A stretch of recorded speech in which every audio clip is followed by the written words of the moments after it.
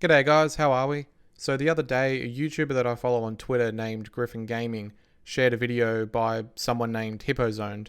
The video that Hippo had done was titled, "Epic Games does not deserve the hate for the Metro Exodus deal, rant." So Griffin responded to this video, and since then Hippo has responded to that video. So I'm not going to go over the videos and address those. Instead, I'm going to go over his comments in his latest video. He addresses some points and claims that this is the last time he's going to explain them.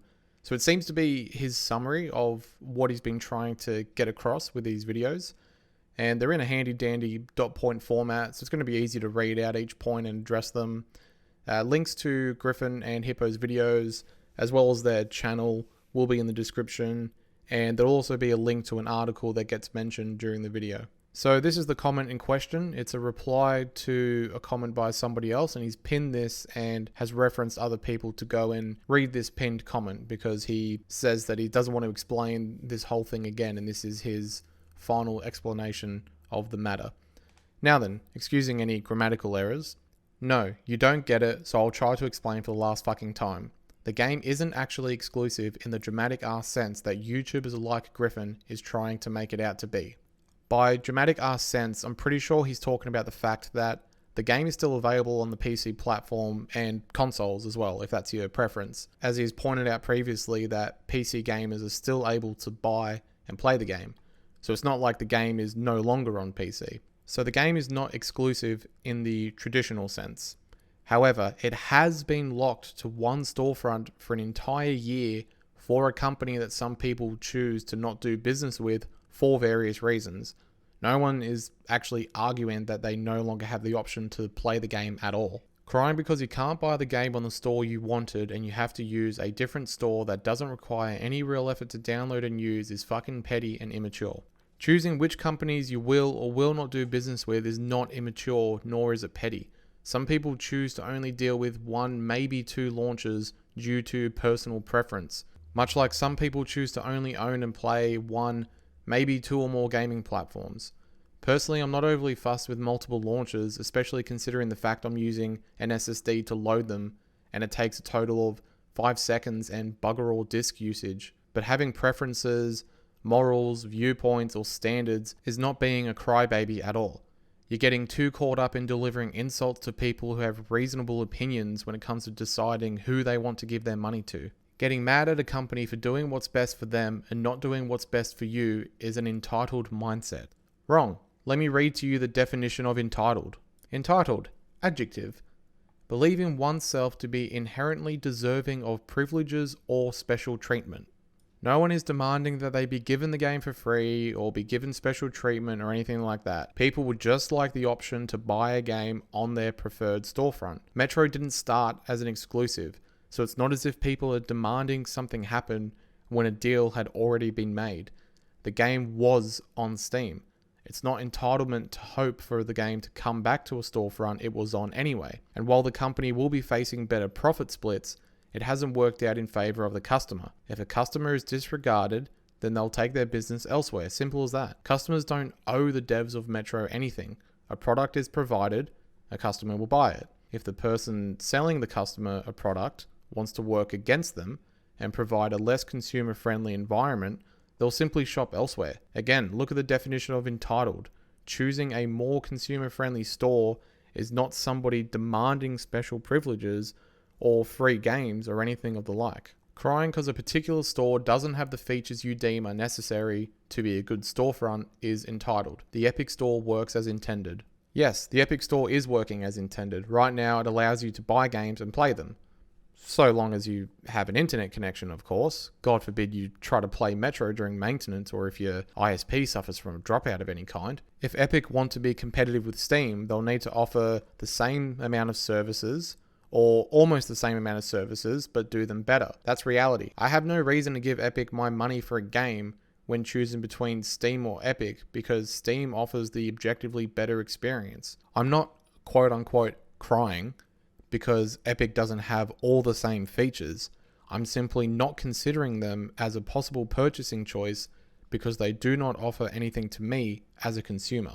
No one cared about Epic being owned by Tencent before this. This isn't new or something that happened with the Metro deal. It only became an issue when it fit the agenda of people who wanted to start controversy. Tencent also has shares in Square Enix, Take-Two Interactive, the owner of Red Dead and GTA, Ubisoft, Discord, Tesla, and the list goes on because Tencent is an investment company. I imagine a lot of people probably didn't even know about Tencent having stakes in any of these companies. For me, I only learned about it through this Metro drama. I didn't realize they had money in Epic before all this blew up, and I saw somebody point it out. Yes, Tencent is an investment company that puts money into game development, but they own close to half of Epic specifically, and some people don't like the possibility of having to buy from a storefront run by a Chinese-based company due to privacy and security reasons.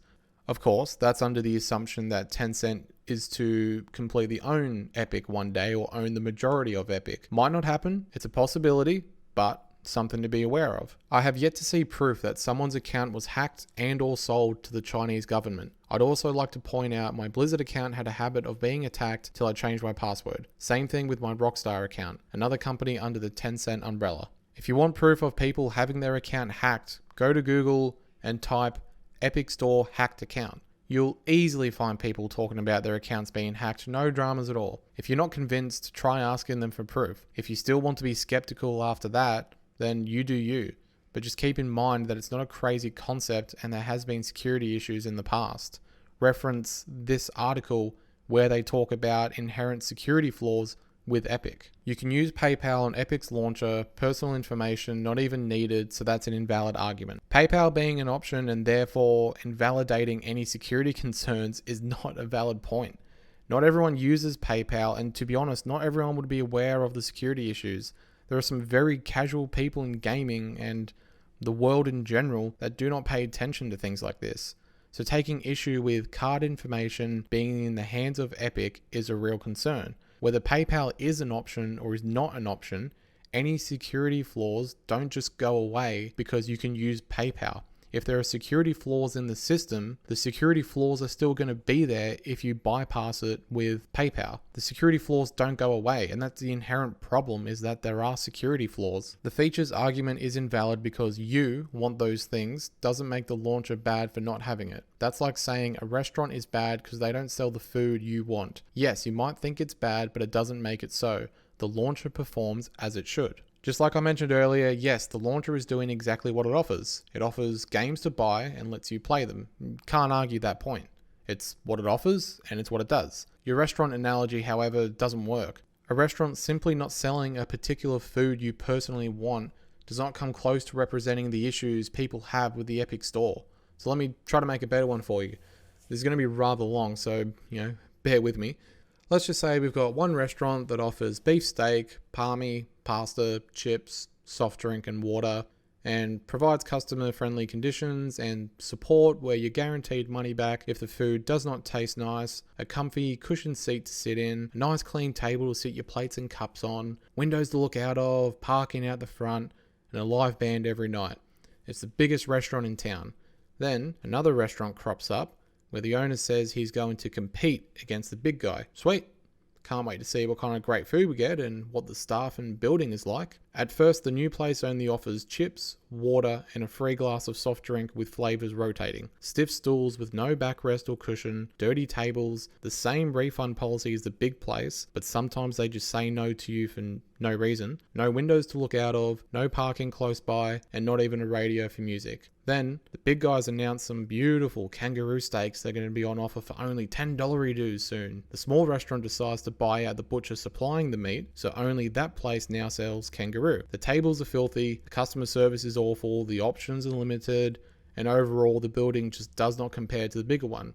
So, customers wanting to go out for dinner decide to stick with the better restaurant that does more for them without increasing prices and withholding cuts of meat. They tell the owner of the smaller store what issues are present that cause them to stick with the big guys instead, because what's the point of paying more for less? That's a better analogy for you. Now tell me, is the criticism that these people have invalid? They refuse to eat at a restaurant because of its poorer conditions. I fail to see how that is something to take issue with. It being removed 2 weeks before launch isn't an argument, it's just the reality. I don't get how this is being used as a negative. Like again, I ask, what's the argument here? It can't be because of Steam and the advertising, because Steam made money on those sales. Sure, the game being removed from Steam is just a fact.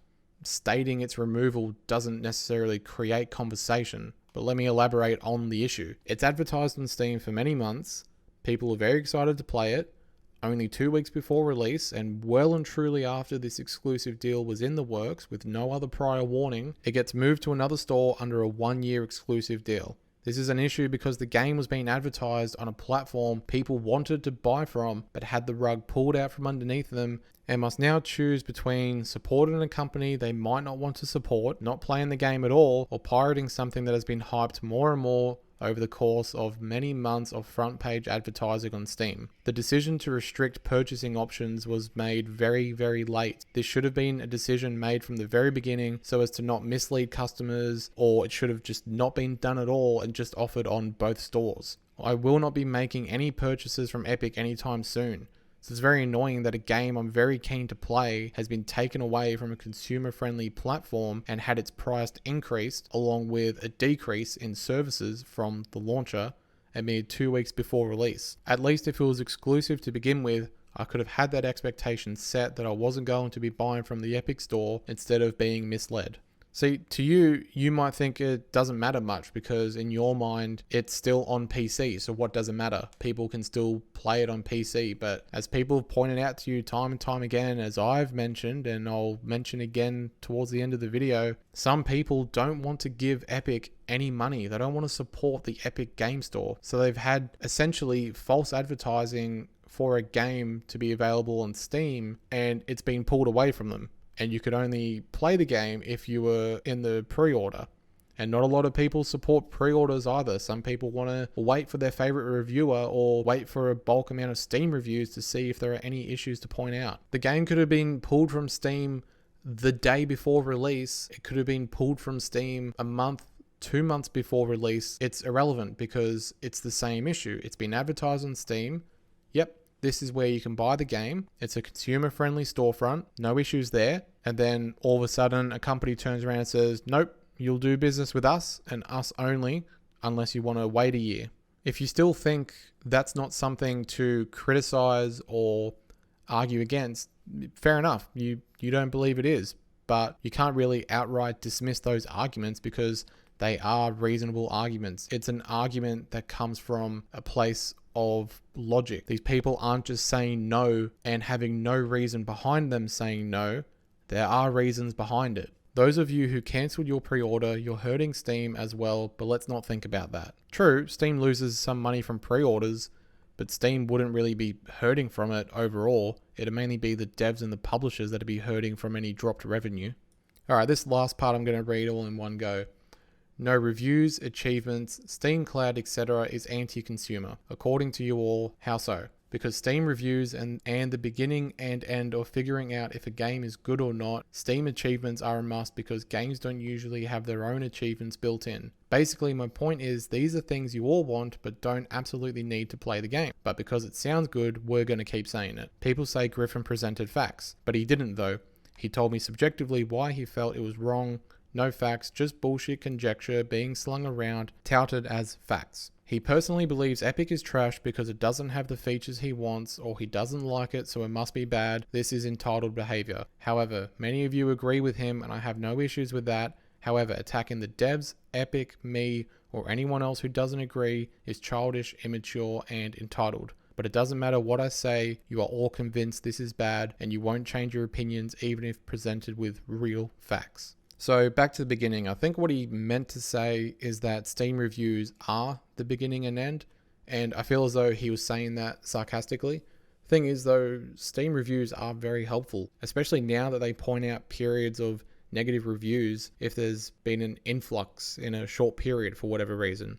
So as a consumer, you can educate yourself on whatever issue the community is blowing up about and either ignore it if it doesn't affect you, or don't buy the game at all. Personally, I don't care for achievements. I haven't really cared about achievements since I played Mass Effect 2 back when it first came out in 2010. But, they're a good little feature for those who enjoy it, and there are people who definitely like collecting achievements. It's just a nice little personal thing for them. So It would be cool if Epic did implement achievements that'd just be one extra thing for the customer. Hippo, if you're watching, the anti-consumer issue is that Epic is doing less for the consumer than Steam. To buy Metro, I have to pay for a lesser service with no review system to indicate periods of broken patches, publisher scumbaggery or any similar issues, a dodgy refund system, an online-only experience, and on top of that, I am paying more for the game. Everything Epic is doing is working against the consumer.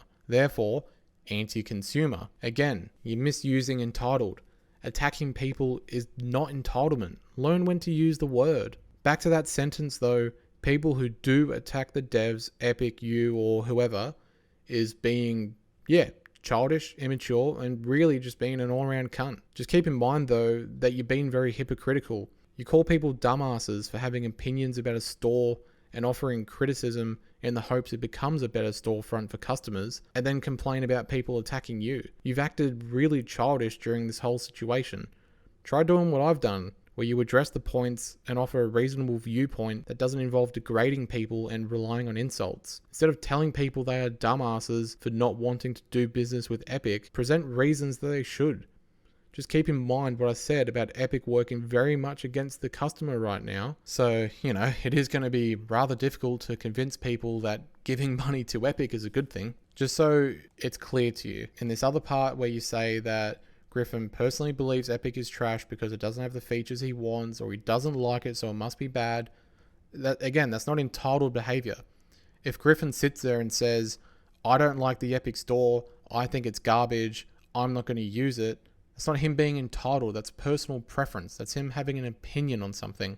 And as for the last part at the end, people won't change their opinions even if presented with real facts. Well, you haven't given any real facts. You've called people dumbasses for having opinions, and you've tried to argue against people who take issue with the Epic store and pretty much just resorted to calling them names. You haven't presented anyone with any actual facts as to how the customer is coming out the winner with regards to the Epic store. And you can't. People buying Metro Exodus in the US get a $10 discount. That's great. They are still missing out on a hell of a service from Steam though, so keep that in mind. Everywhere else in the world, however, the price is now increased along with that lesser service. That's a fact. You don't have any facts that you've presented. You've presented your side of the argument as to why you think gamers are being entitled. That's fair. You're allowed your opinion. But at least me responding to you is me coming from a place of reason. I'm breaking down these arguments for you,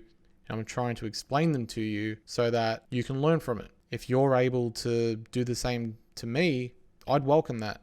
If you want to sit down, break down what I've said, offer a reasonable viewpoint that doesn't involve just calling me a dumbass or calling me a crybaby or trying to claim that I'm entitled because I have criticism for a lacking store, sure, I welcome your comments, or I welcome a video from you. I'm very eager to learn. I like learning things. And I especially like being proven wrong, because that's an even better opportunity to learn something. Because not only has my viewpoint been challenged, but I can then realize, hey, I was wrong about something. I'll think twice in future, or I'll try to look at other opinions rather than sticking to my own. So as I said, I welcome that opportunity. But anyway, what a mouthful. Giggity. That's me done. If anyone wants to discuss anything further, or if you've got anything else to say, please comment or even hit me up on Twitter. Link for Twitter will be in the description. Till the next video, have a good one.